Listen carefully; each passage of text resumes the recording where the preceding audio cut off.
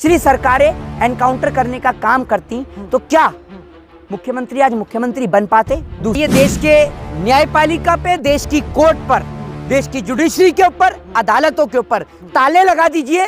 लोगों का मर्डर, लोगों का एनकाउंटर, यही आप करते रहिए।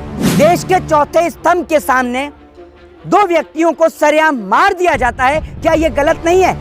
इस देश के अंदर ना मैं किसी से नहीं डरता, क्योंकि ना तो मैं चोर हूँ, ना मैं डकैत हूँ, ना मैं बलात्कारी हूँ, ना मैं अपराधी हूँ। रोहित शर्मा, योगी तो अपने वादे पे कायम हो गया, मिट्टी में मिलाने की बात कर रहे थे, कर दिया आतिक शर्मा। एक बात आप मुझे बताइए, देश के न्यायपालिका पे, देश की कोर्ट पर, देश की जुडिशरी के ऊपर, अदालतों के ऊपर ताले लगा दीजिए। लोगों का मर्डर, लोगों का एनकाउंटर, यही आप करते रहिए। आप इसको असंवैधानिक करार नहीं करेंगे। देश के चौथे स्तंभ के सामने दो व्यक्तियों को सरेआम मार दिया जाता है। क्या यह गलत नहीं है?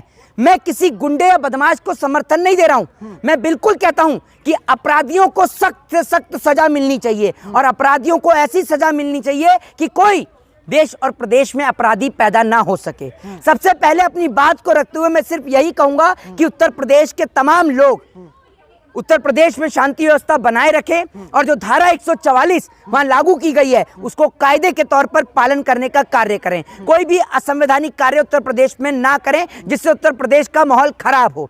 दूसरी बात ये कि आप जो कह रहे हैं कि जो वहां पर जिस तरीके का मर्डर हुआ, और जो योगी जी का जो स्टेटमेंट है कि मिट्टी में मिला देंगे, एक सवाल का जवाब दीजिए। अगर पिछली सरकारों ने एनकाउंटर करने का काम किया होता तो क्या आज जो लोग नेता, मंत्री, सांसद और गृह मंत्री बनकर बैठे हैं, क्या वो आज नेता, मंत्री और गृह मंत्री होते? पहला सवाल। इशारा क्या है? दूसरा सवाल अमित शाह जी के ऊपर डायरेक्ट। दूसरा सवाल, यस, क्रिमिनल है, तड़ी पार रहे हैं भाई।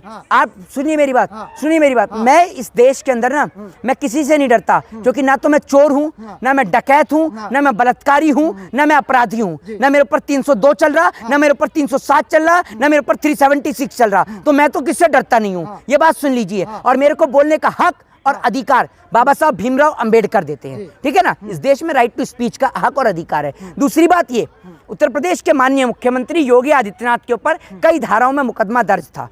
अगर पिछली सरकारें एनकाउंटर करने का काम करती तो क्या मुख्यमंत्री आज मुख्यमंत्री बन पाते? दूसरा सबसे बड़ा गंभीर सवाल। तीसरी बात ये, बलात्कार सबसे जघन्य अपराध होता है।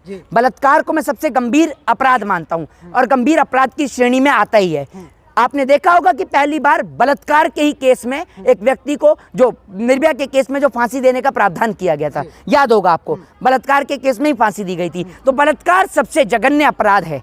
तो आप सोचिए कि बलात्कारियों का एनकाउंटर इस देश में क्यों नहीं होता? क्यों बलात्कारी पैरोल पर बाहर आते हैं? ये सवाल मैं आपसे पूछना चाहता हूँ।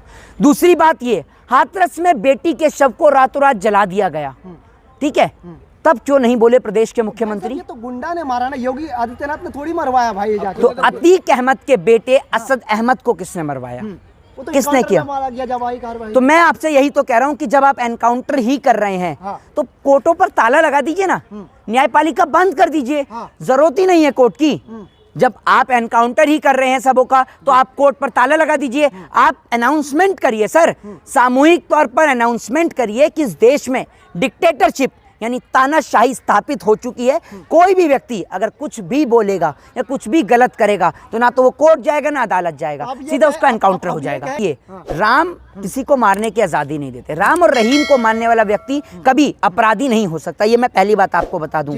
ना तो अतीक अहमद वो रहीम को मारने वाला होगा, ना ये लोग जिन्होंने अतीक अहमद और उसके भाई को मारा है, ना वो राम को मारने वाले हैं।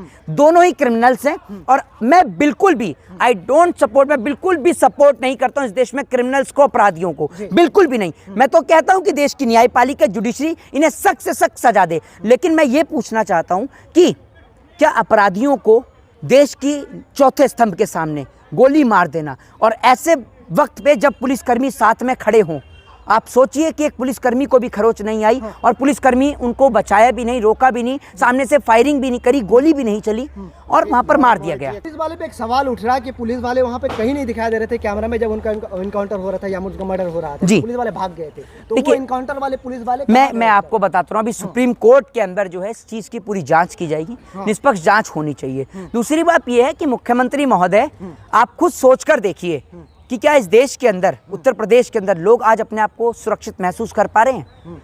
आप जो हिंदू और मुसलमान हर चीज़ से लोगों को जोड़ दिया जाता है। अब्दुल कलाम आज़ाद भी मुसलमान थे, क्या वो गलत थे?